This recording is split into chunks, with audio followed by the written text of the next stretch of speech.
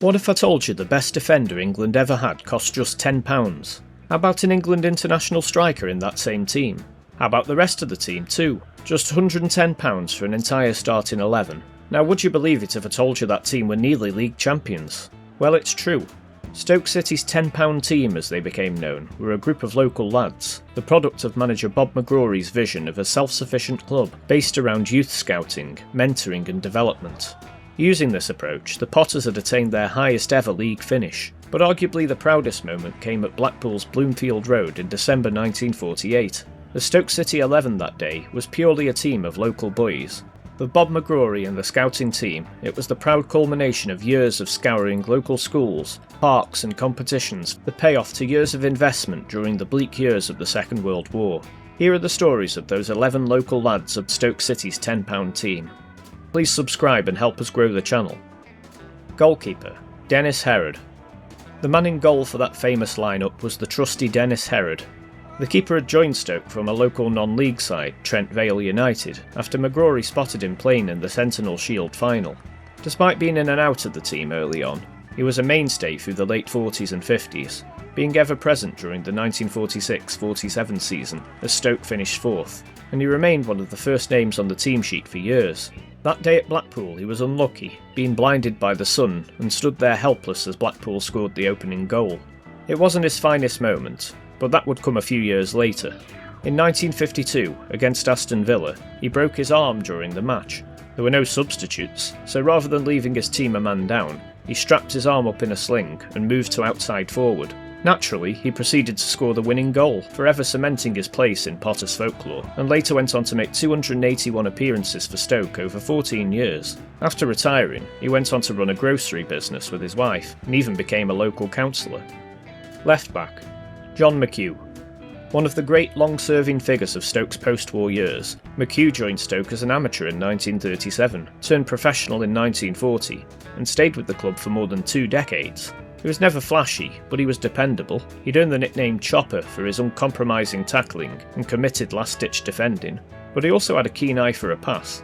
In Blackpool that day, McCue provided the long ball that set up Freddie Steele for Stoke's equaliser on the stroke of half-time. McCue made 40 appearances that season, and went on to become one of Stoke's highest appearance makers, with 542 senior competitive games, also becoming the first Stoke player to reach 500 league games for the club.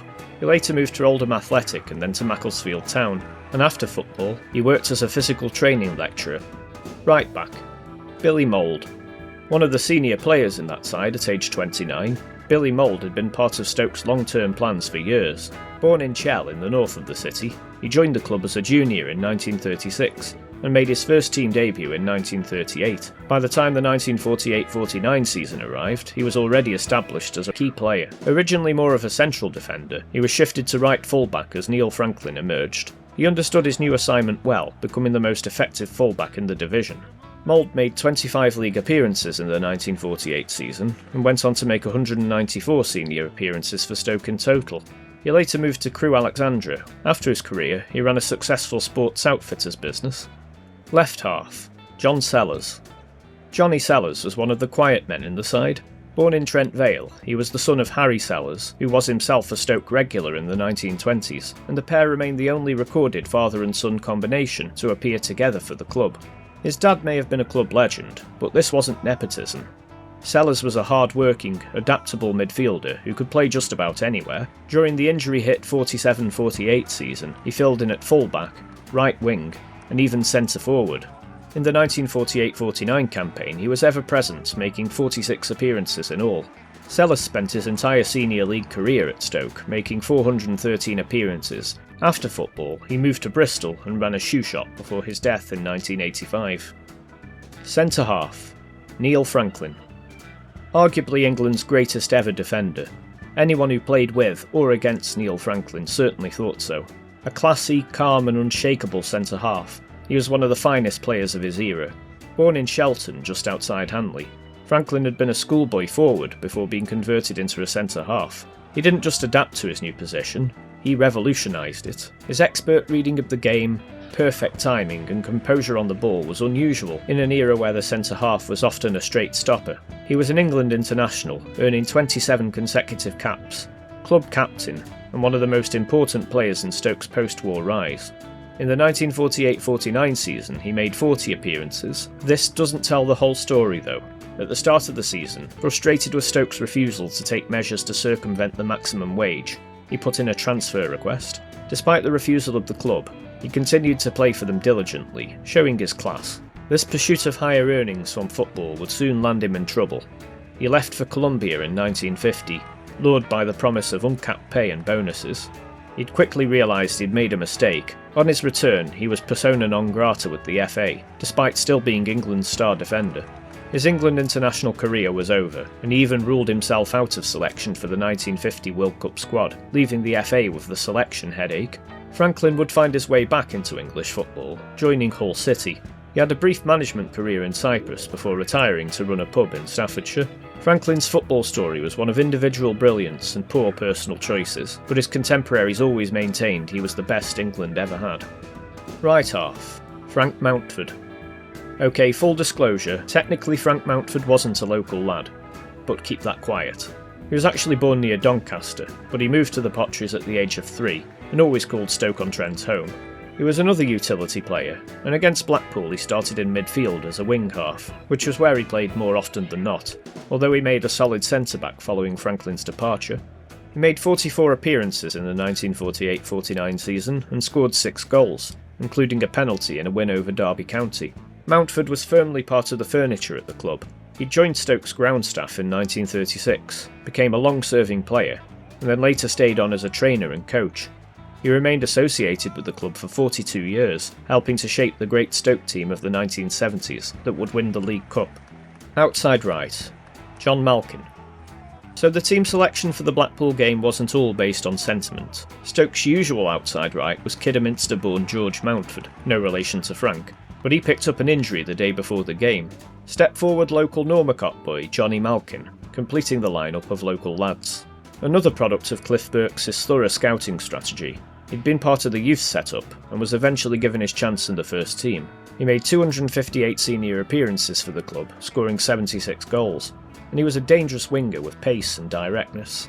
He wasn't the biggest name in the side, but he has a firm place in Potteries lore. It was Malkin who provided the cross for Dennis Herod to score his heroic match winner while nursing his broken arm in 1952. Inside forward, Sid Peppitt. Another Hanley-born forward, now 29-year-old Sid Peppitt had been around the club since 1936, making his debut as an 18-year-old. Early in his career, he was a right winger, but Stanley Matthews had that position on lockdown, meaning he often struggled for game time. When he did, he usually played at inside forward. He was clever on the ball and scored 5 goals from 24 appearances in the 48-49 season, and contributed 12 goals from 29 appearances the season before, stepping up after Matthews had left the club. Perhaps his most disappointing moment came in the 1947 title decider against Sheffield United, where a miscommunication meant Sid missed a sitter that would have put Stoke ahead. Peppitt later left for Port Vale. After finishing his career, he led a private life away from the sport, and passed away in 1992. Centre forward, Freddie Steele. After the departure of Stanley Matthews in 1947, Stoke's leading star in attack was England striker Freddie Steele. Born in Hanley, he'd been at Stoke since the 1930s. Nicknamed Nobby due to his powerful heading ability and aerial dominance, it's estimated he probably scored about 2/3 of his goals with his head, though he could shoot with either foot. He top scored in the first season following the war, as Stoke came within minutes of being crowned league champions. He also holds the record for the most goals scored in a single league season for the club, bagging 33 in the 1936-37 season as a 21-year-old. In this game, he equalised just before half-time, hooking a long ball from John McCue into the top corner.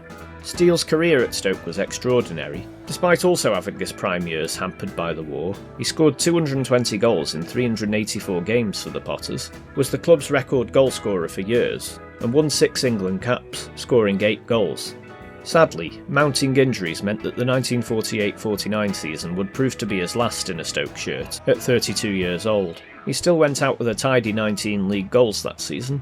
As a manager, after his playing days, he suffered heavily from nerves, often barely being able to watch his team play, and leaving the dugout before the final whistle. Despite this, he was known to be a good motivator and a mentor to his players. He famously managed Port Vale to their only FA Cup semi-final appearance, one of the club's proudest achievements. Somewhat ironically, his teams were best known for their solid defence, a tactic dubbed the Steele curtain. Inside forward, Frank Bowyer. One of the most naturally gifted footballers in this team, undoubtedly, was forward Frank Bowyer. A local boy from Chesterton, he had a career that was both remarkable and frustrating. He'd signed professional terms with the club on the eve of the Second World War in 1939, but owing to the suspension of competitive football during the war, he didn't officially make his competitive first-team debut until 1948, at age 25. In the 1948-49 season he made 35 appearances and scored 21 goals, playing at centre-forward for most of the campaign. His lethal finishing, including a remarkable talent for volleying, saw him finish just 4 shy of being the top scorer in the league that season. Ironically, Stoke had been interested in signing the man who pipped him to the post, Willie Muir. Bowyer stayed with Stoke for 23 years, right up until 1960, making 436 senior appearances and scoring 149 goals. He's remembered as one of the club's great names and highest all-time goal scorers. He never won an England cap, but who knows what he would have achieved had he not lost 6 years of his early career to the war. Outside left, Alec Ormston. Alec Ormston was another part of the Hanley-born contingent in the side. He joined Stoke from local junior side Summerbank and became an ever-present figure by the time this match came around. He made 46 appearances in the 48-49 season and scored twice. Not a great return, but he very nearly won Stoke the league title in 1947, scoring the equaliser in the tense final game that they'd ultimately lose. Though not known for his goal scoring, he was a highly athletic player who tracked back to help in defence. His hunchback stance made him a nightmare for defenders, who found his bullish, head-down running style challenging and unpredictable to face. His crossing ability was so accurate that it's said that Freddie Steele specifically asked him to cross the ball with the laces face down to make it more comfortable to head. Ormston later played for Hereford United, Stafford Rangers and Runcorn before retiring from the game owing to persistent chest problems. He continued to work for Stoke in an office job, but suffered from poor health later in life. So who exactly was Bob McGrory, the man whose vision made all of this possible? The Scotsman had been a mainstay in the Stoke team in the 1920s, serving as club captain for many years. A hard-as-nails defender in his playing days, he succeeded Secretary Tom Mather in 1935. He wanted Stoke to be built around young players it had discovered and developed itself. That philosophy was sharpened during the war years. With league football suspended, he gave young players experience and encouraged them to guest for other clubs. It proved to be a sound strategy, and Bob McGrory is credited with keeping the club afloat during the 1940s. Despite his heavy focus on youth and sustainability, he wasn't opposed to splashing the cash on occasion, but he often got burnt when doing it, and McGrory doubled down on his youth strategy. He was known to be an abrasive character who firmly stuck to his beliefs. Matthews had been the main victim of this. Despite uproar from supporters, Bob was determined that Matthews was not part of his long-term plans, apparently disliking the way he played. It might seem unthinkable that anyone would want to sell arguably the best player in the world, but that's what he did.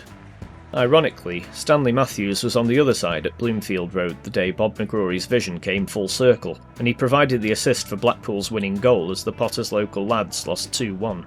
This tale didn't have a happy ending. The product of Stoke's youth system in the 1930s and 40s proved to be more of a golden generation than a long-term platform for success. The team soon broke up due to injuries and transfers. McGrory left in 1952, and Stoke had a miserable few decades of obscurity before bouncing back in the 1970s. It is remarkable that such a talented group of players emerged from the schools and playgrounds of a small city at the same time, and equally unfortunate that this generation saw their best years stolen by war. If the war hadn't happened, would we be talking about Stoke's golden generation as league champions and FA Cup winners? I guess we'll never know. Hope you enjoyed this tale from Stoke's past. If you want more stories from the forgotten corners of football history, then please subscribe and help us grow the channel. Thanks again for watching. Please share this video with any Stoke fans who might be interested.